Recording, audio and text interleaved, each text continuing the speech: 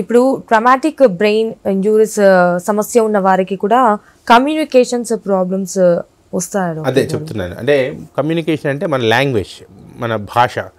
ఇప్పుడు మీరు చెప్తున్నారు, నాకు అర్థమవుతుంది. అంటే మెదడులో ఒక భాగము మీరు చెప్పింది అర్థం చేసుకొని దాన్ని అనలైజ్ చేసి నాకు ఇంకో భాగాన్ని పంపిస్తుంది.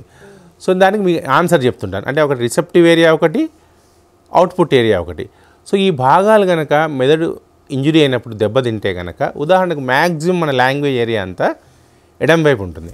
సో ఎవరికైతే ఎడం వైపు కనుక బ్రెయిన్ దెబ్బతింటుందో వాళ్ళకి లాంగ్వేజ్ డెఫిసిట్స్ వస్తాయి.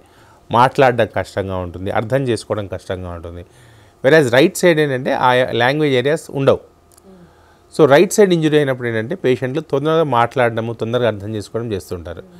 అదే లెఫ్ట్ సైడ్ బ్రెయిన్ కనుక ఇంజురీ అయితే వాళ్ళకు మాట్లాడడం తక్కువ ఉంటుంది, వాళ్ళు మనం చెప్పేది అర్థం చేసుకోరు, వాళ్ళు ఆ యొక్క కమ్యూనికేషన్ అనేది పూర్తిగా తగ్గిపోతుంది లెఫ్ట్ సైడ్ ఇంజరీస్లో. అంతేకాకుండా అంటే స్ట్రెస్, యాంగ్జైటీ వంటివి కూడా.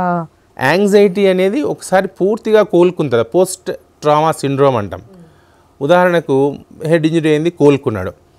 చాలామందికి తలనొప్పి, గిడ్డినెస్ వస్తూ ఉంటాయి కొన్ని నెలల వరకు.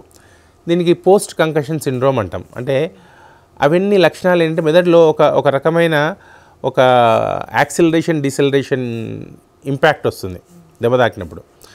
సో దానివల్ల నేను లోపలన్న కణజాలం ఇట్లా ఒక షాక్ గురై ఈ యాంగ్జైటీ ఒకటి, హెడేక్స్ ఒకటి, తల తిరగడం ఒకటి, అవన్నీ లక్షణాలు ఉంటాయి. దీన్ని పోస్ట్ కంకషన్ సిండ్రోమ్ అంటాం.